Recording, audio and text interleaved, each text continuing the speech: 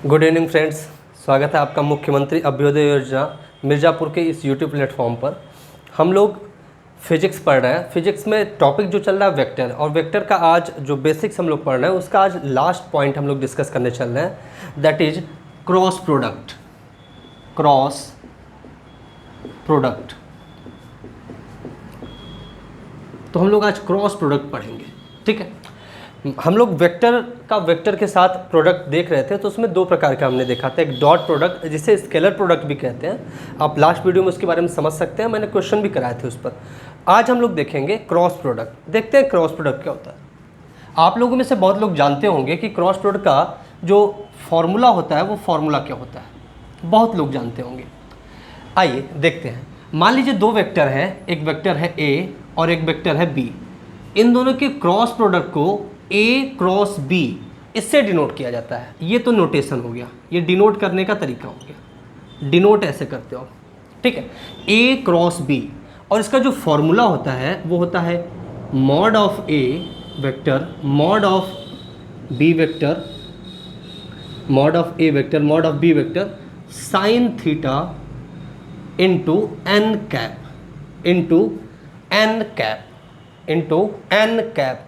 ध्यान से आपको चीज़ों को समझना है, बहुत ध्यान से। डॉट प्रोडक्ट जो हमने पढ़ा था ए डॉट बी, ये डॉट प्रोडक्ट होता है, और इसका जो सूत्र होता था, इसका जो फॉर्मूला होता था mod of A mod of B cos of theta, ये होता था। लेकिन cross product A cross B क्या होता है? Mod of A mod of B sine theta into n, जिसमें से ये वाला जो पोर्शन है ये इसके मैग्नीट्यूड को रिप्रेजेंट करता है। मैग्नीट्यूड को रिप्रेजेंट करता है ए क्रॉस बी, जो कि क्रॉस प्रोडक्ट है वेक्टर ए और बी का। उसका जो ये वाला पोर्शन है mod of A mod of B sine theta, ये उसके मैग्नीट्यूड को रिप्रेजेंट करता है। जबकि ये जो एन कैप लिखा हुआ है, एन कैप, ये इसके डायरेक्शन को रिप्रेजेंट करता है, डायरेक्शन को बताता है। It means as a whole अगर देखा जाए तो जो ये रिजल्ट आ रहा है ए क्रॉस बी का, ये जो रिजल्ट आ रहा है mod of A mod of B sine theta into N cap, ये एक रिजल्ट आपका वेक्टर होता है। कैसा होता है? वेक्टर। मतलब ये पूरी की पूरी वैल्यू एक वेक्टर है।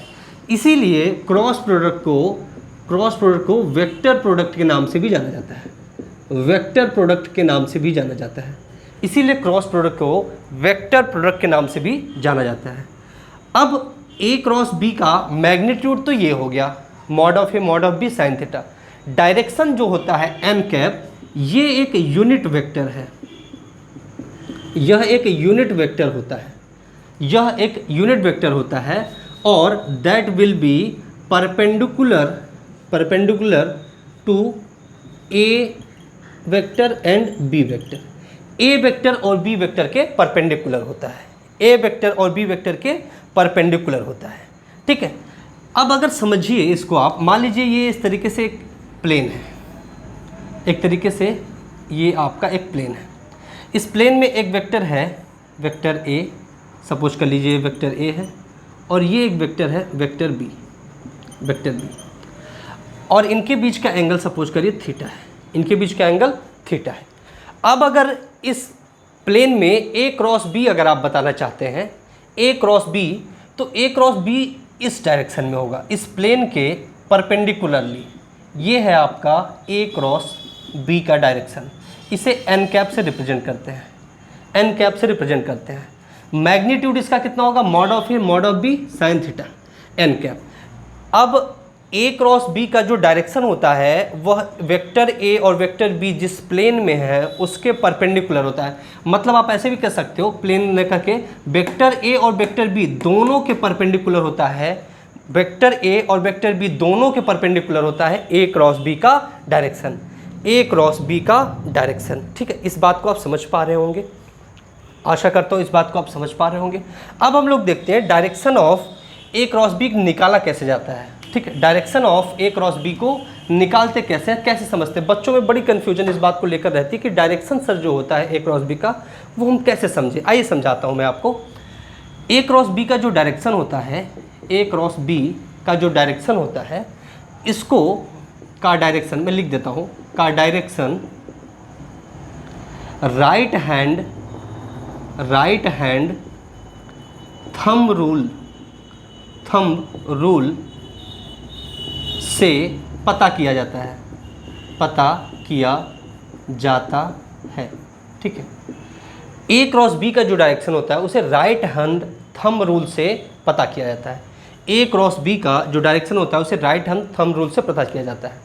देखिए ए क्रॉस बी में ए पहले आया है, जो पहले आया है, देखो आप अपना राइट हैंड लो, जो पहले आया है उसके अलोंग अपना राइट हैंड इस तरीके से आप एडजस्ट करो कि जो दूसरी बार आया है, जो दोबारा आया, मतलब जो दूसरे नंबर पे आया, जैसे बी बाद में आया है, उसके तरफ उसको ले जाना हो, उसकी तरफ उसको ले जाना हो। तो देखो इस प्लेन में ए वेक्टर बी वेक्टर, तो वेक्टर ए के अलोंग अपना आप हाथ रखो और ऐसा हाथ रखो कि आपका हाथ किधर जाए, बी की तरफ आपके जाए, तो बी की तरफ उसको मूव करो और फिर अंगूठे का जिधर डायरेक्शन होगा वही आपका ए क्रॉस बी का डायरेक्शन होगा। ध्यान समझिए, ये ए वेक्टर है तो इसके अलांग अपने अपने हाथ को रखा। ऐसे ही क्यों रखा, ऐसे क्यों नहीं रखा, ऐसे भी तो रख सकते थे, ऐसे इसलिए रखा क्योंकि ऐसे रखेंगे तब तो हम बी की तरफ मूव करेंगे, बी की तरफ मुट्ठी बंद होगी हमारी। ठीक है, बी की तरफ मुट्ठी कब बंद होगी, जब हम ऐसे रखेंगे, ए के अलोंग हमने रखा और बी की तरफ मुट्ठी बंद किया, और अंगूठे का जो डायरेक्शन, थंब का, राइट हैंड थंब का जो डायरेक्शन होगा वही आपका ए क्रॉस बी का डायरेक्शन होगा।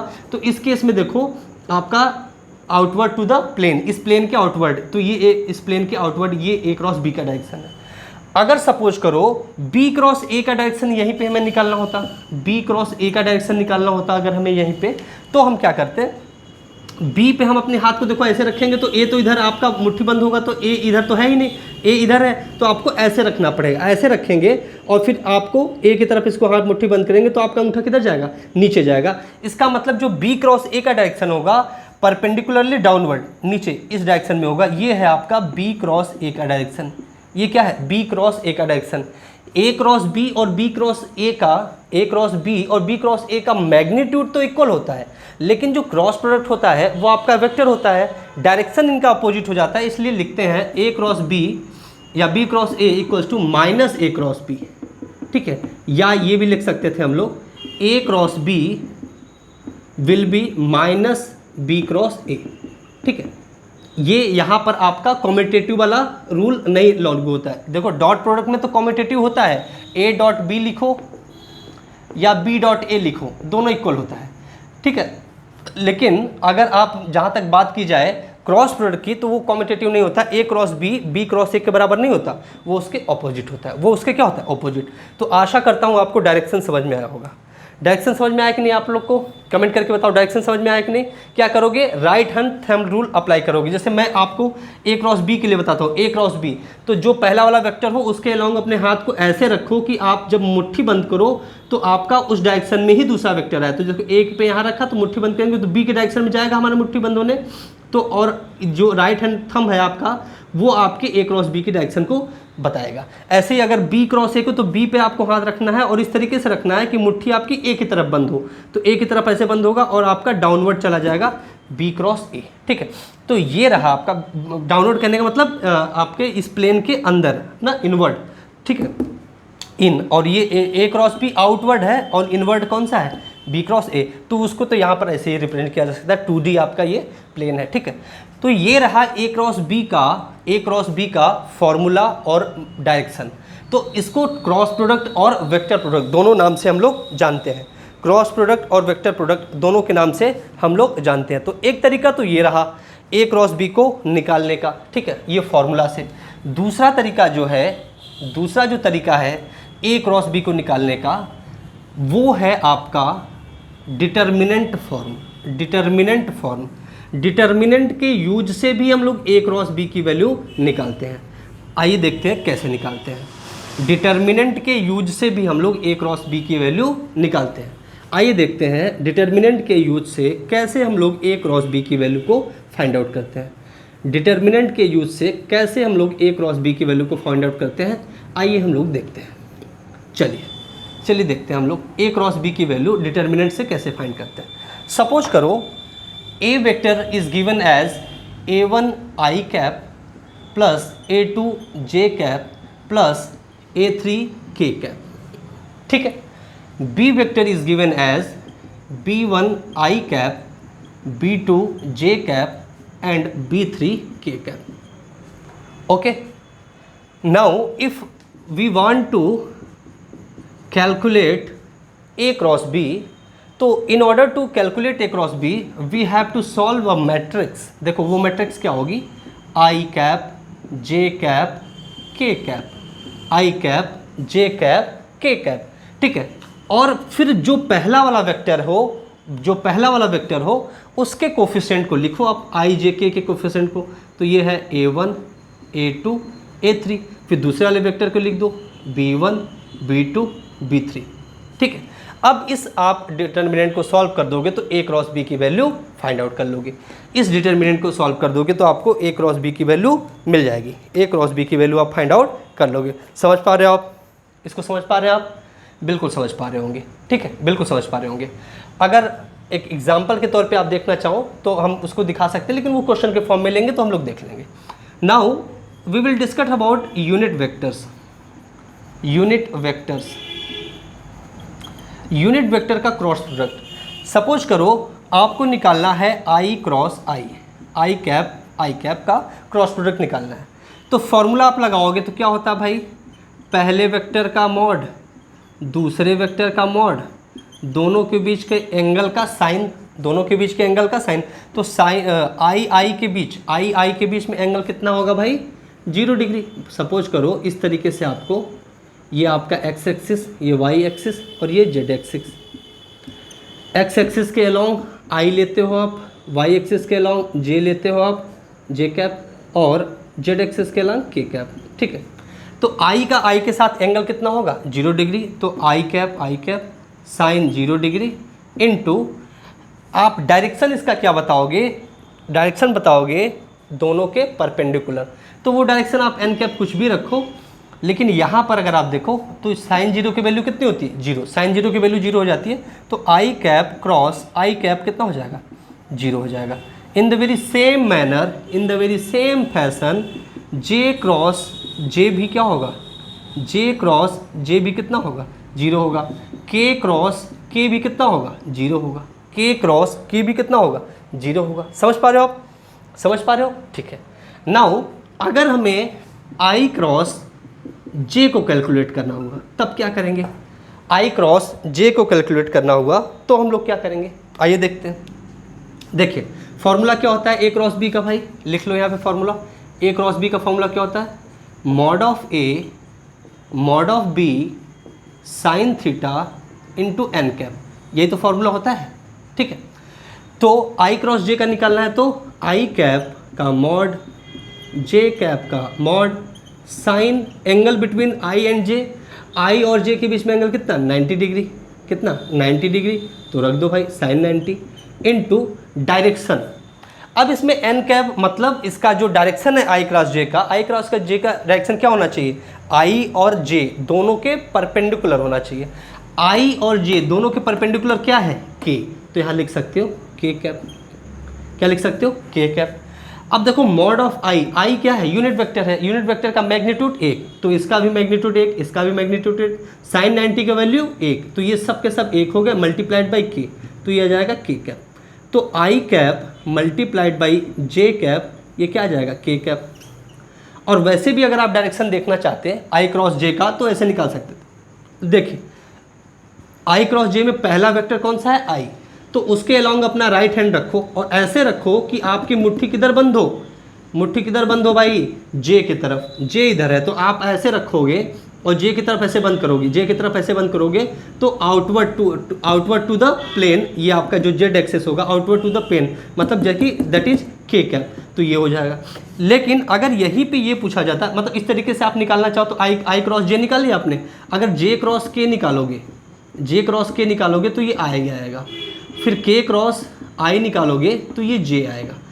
कहने का मतलब है कि अगर आप साइक्लिक चलो इस तरीके से, देखो ध्यान से देख लो आप, आई cap j cap k cap, अगर आप एक साइकिल में चलो, एक क्रम से चलो, एक ऑर्डर में करो तो दो का प्रोडक्ट तीसरे के, दो का क्रॉस प्रोडक्ट तीसरे के बराबर होता है। मतलब I cross J will be equals to K cap, J cross K cap will be equals to I cap, K cross I cap will be equals to J cap. लेकिन order अगर change कर दो, उल्टा कर दो, तो फिर negative के साथ आता है।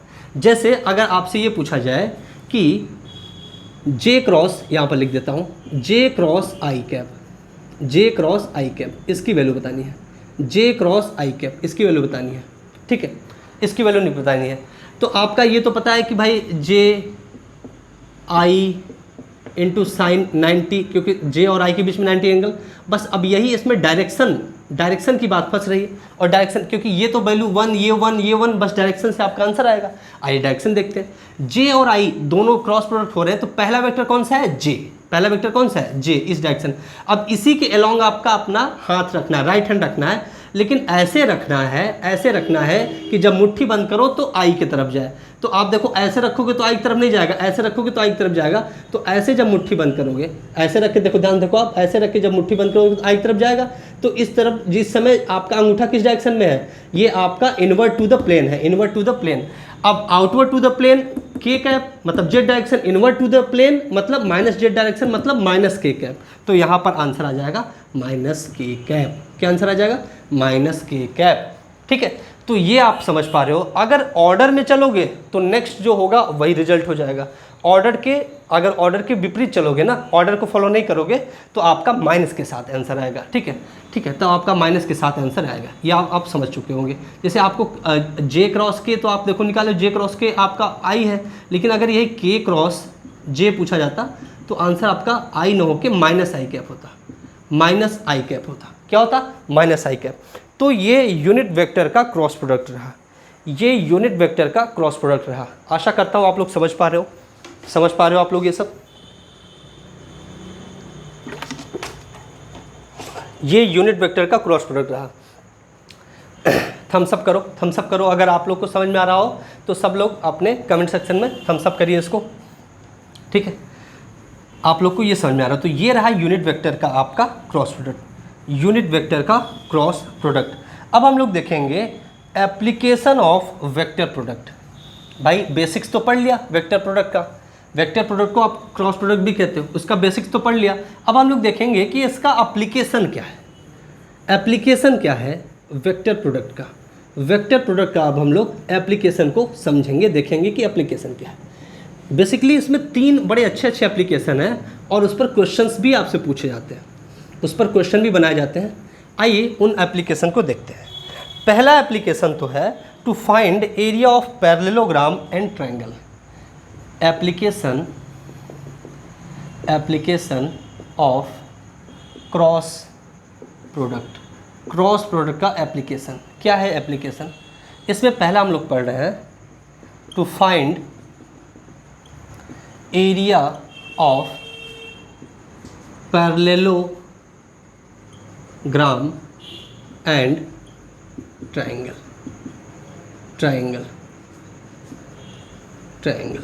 ठीक है। सपोज करो 2 वेक्टर हैं, एक वेक्टर ये है ए, एक वेक्टर ये है इस तरीके से ए, और ये एक वेक्टर एक इस तरीके से है बी वेक्टर। इनके बीच का एंगल सपोज कर लो ये थीटा गिवन है, इनके बीच का एंगल ये थीटा गिवन है, सपोज कर लेते हैं। तो अगर इसको हम लोग एक इनक्लोज ट्रायंगल की तरफ बना दें, इस तरीके से इनक्लोज ट्रायंगल बना दें जिसमें आपकी 2 वेक्टर से ये बना हुआ ट्रायंगल इस तरीके से, तीसरा ये आपका होगा, इस तरीके से ट्रायंगल बना दें। अब इसमें अगर हम यहाँ से परपेंडिकुलर ड्रॉप करके प्रोजेक्शन लें तो ये वाला जो आपका हो जाएगा ये बी कॉस थीटा होगा, ये कितना होगा बी कॉस थीटा, और ये कितना हो जाएगा बी साइन थीटा। भाई परपेंडिकुलर जो होता है साइन थीटा आपका, और जो थीटा के साथ लगा होता है वो आपका रिजोल्यूशन हमने पढ़ा है वो बी साइन थीटा होता है। तो ये बी साइन थीटा और ये बी कॉस थीटा। अगर एरिया ऑफ ट्रायंगल आप लोग जानते होंगे, एरिया ऑफ ट्रायंगल क्या होता है, half base into height, base into height, सब जानते होंगे। एरिया ऑफ ट्रायंगल क्या होता है, हाफ बेस इंटू हाइट। तो एरिया ऑफ ट्रायंगल जो हो जाएगा हाफ बेस, देखो बेस क्या है, बेस ये पूरा का पूरा ए ही तो है, बेस क्या है ये पूरा का पूरा ए ही तो है, तो बेस हो जाएगा आपका ए वेक्टर, ए वेक्टर। बेस क्या हो जाएगा ए वेक्टर, बेस क्या हो जाएगा ए वेक्टर। हाइट अगर देखो तो ये बी साइन थीटा होगा कि नहीं, हाइट क्या होगा बी साइन थीटा, ठीक है। ये मॉड उसका हम ले लेते हैं, ठीक है, mod of B sine theta, mod of B sine theta. तो ए बी साइन थीटा ये क्या होता है आपका ए क्रॉस बी ही तो होता है, ये क्या होता है ए क्रॉस बी ही तो होता है। तो ये आपका आ गया area of triangle will be equals to 1/2 A cross B का मॉड, ए क्रॉस बी का मॉड। ठीक है, मैग्नीट्यूड ही तो लेते हैं हम लोग, तो मैग्नीट्यूड ही तो है ए क्रॉस बी का, ए बी साइन थीटा। ठीक है, तो एरिया इसलिए एक प्रकार का वेक्टर क्वांटिटी है जो कि सरफेस, परपेंडिकुलर सरफेस पे लिया जाता है। तो ये ट्रायंगल हो गया, ट्रायंगल का एरिया हो गया। अगर एरिया ऑफ पैरेललोग्राम कहा जाए, एरिया ऑफ पैरेललोग्राम पूछा जाए, ठीक है, पैरेललोग्राम का अगर हमसे एरिया पूछा जाए, पैरेललोग्राम का अगर हमसे एरिया कहा जाए, तो ये एरिया क्या हो जाता है, देखो अगर इसी को आप क्या करो कि इस तरीके से आगे बढ़ा दो, ऐसे कर दो और यहाँ से इसको ऐसे मिला दो। ठीक, तो ये ए है तो ये भी ए, ये भी है तो ये भी बी। तो हाफ पोर्शन का एरिया तो आपने निकाला है, हाफ पोर्शन ये और है तो 2 बार हो जाएगा, तो 2 मल्टीप्लाइड बाई आपका ये वाला एरिया जो पहले हमने ट्रायंगल का निकाला था, तो 2 से 2 कैंसिल हो जाएगा, क्या हो जाएगा ए क्रॉस बी, ए क्रॉस बी। तो ये रहा पैरेललोग्राम का एरिया ए क्रॉस बी, और ट्रायंगल का एरिया कितना रहा, हाफ ए क्रॉस बी। समझ में आया आपको? मैंने एक प्रकार से हल्का सा डिराइव करके दिखा दिया आपको, हल्का सा डिराइव करके दिखा दिया आपको। एक क्वेश्चन भी करा दिया जाए, एक क्वेश्चन भी ले लेते हैं। एरिया ऑफ ए पैरेललोग्राम निकालते हैं हम लोग। चलिए एरिया ऑफ ए पैरेललोग्राम निकालते हैं, हम आपको क्वेश्चन देते हैं, ट्राई करिए। क्या लगाएंगे formula, A cross B, A cross B, और ए क्रॉस बी निकालना आपको सिखाया गया। या तो आप mod A mod B sine theta into N cap करिए, या क्या करेंगे डिटर्मिनेंट वाले तरीके से सॉल्व करिए, डिटर्मिनेंट वाले तरीके से सॉल्व करिए। चलिए हम क्वेश्चन आपको देते हैं। मान लीजिए कि एक वेक्टर ए दिया है और वो है 2i कैप प्लस जे कैप माइनस 3k कैप, और एक वेक्टर बी दिया है, ठीक है, ये वेक्टर बी दिया है 12j cap minus 2k cap, minus 2k cap. अब इनसे बनने वाले पैरेललोग्राम का आपको एरिया बताना है, एरिया ऑफ पैरेललोग्राम बताना है आपको, एरिया ऑफ पैरेललोग्राम। मान लो ये पैरेललोग्राम इसको मान लो, तो एरिया ऑफ पैरेललोग्राम बताना है। क्या होता है भाई, ए क्रॉस बी होता है। क्या होता है, ए क्रॉस बी होता है। और ए क्रॉस बी यहाँ पे अगर आप mod of A mod of B sine theta into N cap से निकालने चले, इंटू एन कैप से निकालने चले, और ए बी साइन थीटा अगर सिर्फ मैग्नीट्यूड ही निकालना है, डायरेक्ट से चलो नहीं भी निकालना है, इससे भी निकालने चले, तो आपको क्या चाहिए, उनके बीच का एंगल चाहिए, ए और बी के बीच का एंगल, और ए और बी के बीच का एंगल दिया नहीं है। कहोगे सर ए और बी के बीच का एंगल निकाला जा सकता है, कैसे निकाला जा सकता है, आपका डॉट प्रोडक्ट से, ए डॉट बी से बिल्कुल निकाला जा सकता है। मान लिया, मैंने बात मान लिया कि निकाला जा सकता है यहाँ से थीटा की वैल्यू, लेकिन इतना लंबा आपको करने से बेहतर रहेगा कि आप यहाँ पर कौन सा मेथड लगा दो, आप यहाँ पर ए क्रॉस बी को कैलकुलेट कर लो डिटर्मिनेंट फॉर्म से। डिटर्मिनेंट फॉर्म से कैसे करते हो, आई cap j cap k cap, ठीक है, आई के नीचे आई, जे के नीचे जे, के नीचे के। तो पहले जो वेक्टर हो पहले उसका लिखते हैं, तो 2 लिख लिया, 1 लिख लिया, -3 लिख लिया। यहाँ पर आई है नहीं तो 0, जे पे 12 और के पे -2। अब इसी को सॉल्व कर लेते हैं, आइए सॉल्व करते हैं।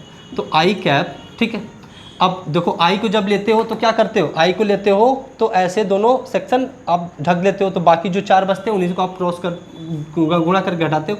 तो 1 में -2 का मल्टीप्लाई -2, 12 में -3 का मल्टीप्लाई -36, -30, माइनस माइनस लेकिन क्या हो जाएगा, प्लस हो जाएगा।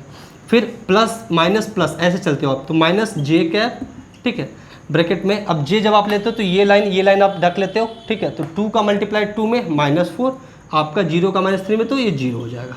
प्लस के कैप, के जब इसको ढकोगे तो 2 का मल्टीप्लाई 2, भाई ये लाइन ढक लोगे तो 2 का मल्टीप्लाई 12 में 24, और इसका इसमें तो 0, ठीक है। तो आ कितना जाएगा आपका, यहाँ से आ जाएगा 34 आई कैप माइनस ये प्लस हो जाएगा +4 जे कैप, और यहाँ से आ जाएगा +24 के कैप, ठीक है। तो ये आपका आ गया ए क्रॉस बी, ये क्या आ गया, ए क्रॉस बी। तो आपको एरिया ऑफ इतना निकालना होता है तो मॉड निकालना पड़ता है, ए क्रॉस बी का मॉड, ए क्रॉस बी का मॉड। और ए क्रॉस बी का मॉड क्या हो जाएगा, √34 का स्क्वायर प्लस 4 का स्क्वायर प्लस 24 का स्क्वायर। ये आप निकाल लोगे, यही आपका आ जाएगा, इतना यूनिट आ जाएगा area of this parallelogram, area of this parallelogram. आशा करता हूँ आपको समझ में आया होगा, आशा करता हूँ आपको ये समझ में आया होगा। चलिए चलिए नेक्स्ट टॉपिक पे चलते हैं। तो ये तो पहला यूज रहा। आप क्या कर सकते हो क्रॉस प्रोडक्ट से, आप area of parallelogram as well as area of triangle find out कर सकते हो। दूसरा जो यूज है क्रॉस प्रोडक्ट का वो है कि आपको पता लग सकता है या आप पता लगा सकते हो कि दो वेक्टर आपके पैरेलल हैं कि नहीं, दो वेक्टर पैरेलल हैं कि नहीं, ये आप पता लगा सकते हो। That is collinearity. ठीक है, to check whether two vectors और पैरेलल और not, that is collinearity check कर सकते हो आप, लीनियरिटी चेक कर सकते हो। क्या होती है बात भाई, क्या कह दिया हमने, देखो A क्रॉस B जो होता है ये क्या होता है, mod of A vector mod of B vector sine theta into N cap, होता है कि नहीं, होता है। अगर पैरेलल A और B पैरेलल है, ठीक है, if A vector A and B are parallel, ठीक है, if A and B are parallel, तो A और B के बीच का जो एंगल होगा थीटा होगा, ठीक है, A और B के बीच का एंगल जो थीटा होगा कितना होगा, 0 डिग्री होगा। और थीटा 0 डिग्री तो साइन थीटा आपका साइन 0 हो जाएगा, और साइन 0 की वैल्यू कितनी होती है, 0 होती है। तो मतलब पूरा का पूरा टर्म ही 0 हो जाएगा, मतलब A क्रॉस B क्या आ जाएगा, 0 हो जाएगा। A क्रॉस B क्या आ जाएगा, 0। मतलब अगर आपको ये प्रूफ करना है कि दो वेक्टर पैरेलल है तो आपको क्या निकालना पड़ेगा, क्या प्रूफ करना पड़ेगा कि उनका क्रॉस प्रोडक्ट 0 है। दो वेक्टर कब पैरेलल होंगे, जब उनका क्रॉस प्रोडक्ट 0 होगा। दो वेक्टर कब पैरेलल होंगे, जब उनका क्रॉस प्रोडक्ट 0 होगा। और पैरेलल होने का मतलब कोलिनियर है, एक पॉइंट से गुजर रहे हैं। दो वेक्टर एक कोलिनियर होए, आपको देखो मतलब अगर ये कह दे कि बताओ कि दो वेक्टर पैरेलल है कि नहीं, या आपसे कह दे कि बताओ कोलिनियर है कि नहीं, दो वेक्टर, तो आप एक ही चीज़ पता लगाओगे कि क्रॉस प्रोडक्ट उनका जो है, उन वेक्टर का जो क्रॉस प्रोडक्ट है वो कितना आना चाहिए, 0 आना चाहिए। दो वेक्टर का अगर क्रॉस प्रोडक्ट 0 आ रहा है तो वो पैरेलल है, दैट इज वो कोलिनियर है, कोलिनियर है। अब देखो अगर मान लो एक वेक्टर A वेक्टर है A1 i cap plus A2 j cap plus A3 k cap, और एक वेक्टर B है B1 i cap plus B2 j cap plus B3 k cap. तो इनके पैरेलल होने या कोलिनियर होने पर जो रिलेशन बनेगा, जो रिलेशन होगा इनके कोफिशिएंट के लिए, जो रिलेशन होगा वो होगा A1 बाई B1 बराबर A2 बाई B2 बराबर A3 बाई B3। और इसके यूज करके हम लोग क्वेश्चन करते हैं, क्वेश्चन पूछे जाते हैं। दो वेक्टर इस तरीके से दिए हैं, दोनों वेक्टर एक दूसरे के पैरेलल हैं या कोलिनियर हैं, तो इनके कोफिशिएंट का ये रेशियो होगा, ठीक है, उनके कोफिशिएंट का ये रेशियो होगा। तो ये आपका रेशियो से क्वेश्चन पूछे जाते हैं। चलो एक क्वेश्चन हम लोग करते भी हैं इस पर। आइए एक क्वेश्चन लेते हैं और सॉल्व करते हैं। बड़े ही आसानी से और बहुत सहजता से धीरे धीरे मैंने आपको ये पूरे के पूरे टॉपिक को समझाया है, पूरे के पूरे वेक्टर को बताया। और वेक्टर एक प्रकार से बेस है आपके कंपटीशन के लिए, फिजिक्स के लिए भी, इवन जो जेई वाले हैं तो उनके लिए मैथमेटिक्स पोर्शन में भी आता है। तो अगर आप देखो x एंड y की वैल्यू आपको फाइंड आउट करनी है, अगर वेक्टर a एंड b आपके पैरेलल है तो x और y की वैल्यू फाइंड आउट करनी है। जो a गिवन है, a is 6 i cap plus x j cap minus 2 k cap, और b is given as 5 i cap minus 6 j cap minus y k cap, ठीक है। तो a और b की वैल्यू बतानी है, सॉरी x और y की वैल्यू बतानी है। अगर a और b वेक्टर पैरेलल है तो इनके कोफिशिएंट का रेशियो क्या होगा, इक्वल, मतलब 6/5 equals to x by minus 6 बराबर -2 डिवाइडेड बाई -5, ये इक्वल होगा।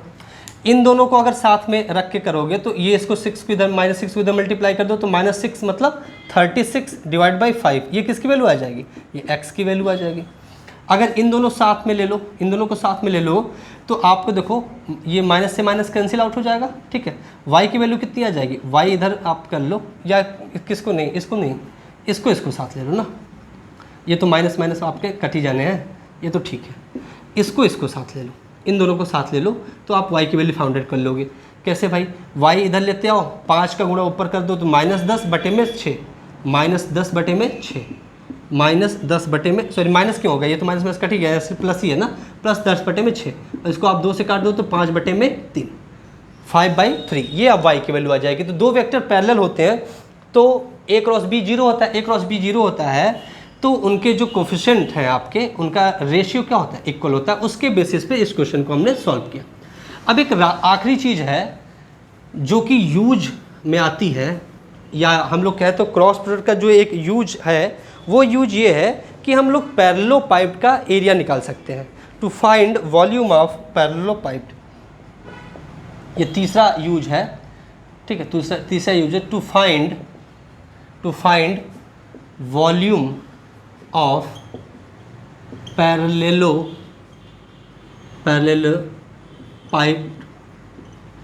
पैरेललोपाइप, या यहाँ से हम लोग कह सकते हैं कि टू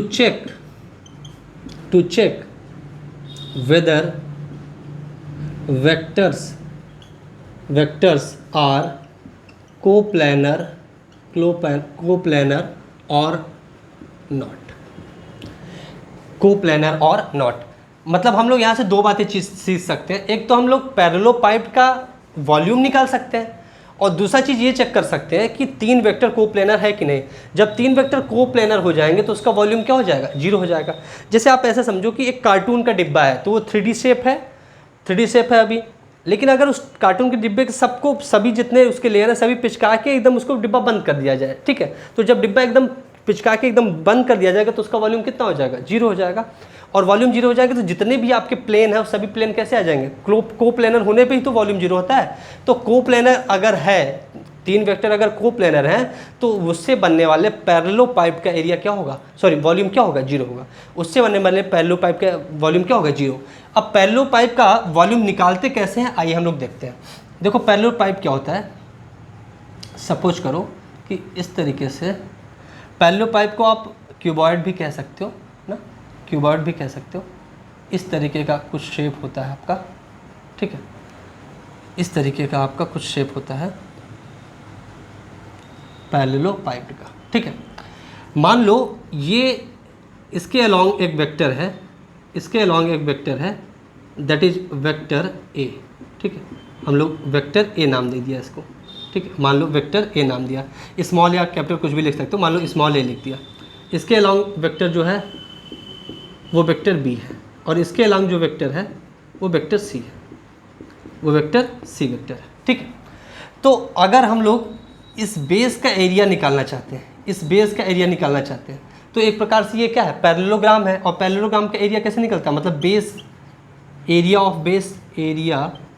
बेस कितना होगा, इसके पैरेललोग्राम निकालते कैसे निकालते थे, हम लोग निकालते थे ए क्रॉस बी से। कैसे निकालते थे, ए क्रॉस बी से। ये पैरेललोग्राम आपका शेप है ना, ये बेस का एरिया आ गया। अब अगर हमें वॉल्यूम निकालना है, इस पैरेललोपाइप का वॉल्यूम निकालना है, तो वॉल्यूम कैसे निकलता है, वॉल्यूम कैसे निकलता है भाई, area of base into height से, HEIGHT, हाइट से। तो area of base into height, area of base into height, इसी से निकलता है area of base into height. तो एरिया ऑफ बेस कितना हो गया, ए क्रॉस बी, और इसका अगर हम लोग डॉट प्रोडक्ट ले लें सी के साथ, सी ही तो ये हाइट वाला है, तो ये आ जाएगा आपका वॉल्यूम। ये क्या आ जाएगा, वॉल्यूम आ जाएगा। ये क्या आ जाएगा, volume. Area of base into height, यहाँ से वॉल्यूम है। तो पैरेललोपाइप का वॉल्यूम होता है वो कितना हो गया, A cross B dot C, A cross B dot C, ये वॉल्यूम हो गया। अब अगर 3 vector A B C, if A B C are coplanar, अगर ये कोप्लानर है, अगर 3 वेक्टर कोप्लानर हैं तो उनसे बनने वाला वॉल्यूम जो होगा, उनसे बनने वाले पैरेललोपाइप का वॉल्यूम क्या होगा, 0 होगा। That is A cross B dot C should be 0। अगर ये कंडीशन है तो ए बी सी क्या होंगे, कोप्लानर कहे जाएंगे। अगर ए क्रॉस बी डॉट सी इसकी वैल्यू 0 आ रही है तो इसका मतलब ए बी और सी क्या है, कोप्लानर है, कोप्लानर है, क्या है, कोप्लानर है। इस बात को आप समझ पा रहे हो। तो हम लोग कोप्लानरिटी भी चेक कर सकते हैं। हम लोग क्या कर सकते हैं, कोप्लानरिटी भी चेक कर सकते हैं। ठीक है। तो अगर 3 वेक्टर दिए गए हैं, हमें चेक करना है कि वो कोप्लेनर है या नहीं, तो हमें क्या निकालना पड़ेगा, A cross B dot C, that is उनसे बनने वाले पैरेलल पाइप का वॉल्यूम निकालना पड़ेगा। और अगर वो पैरेलल पाइप का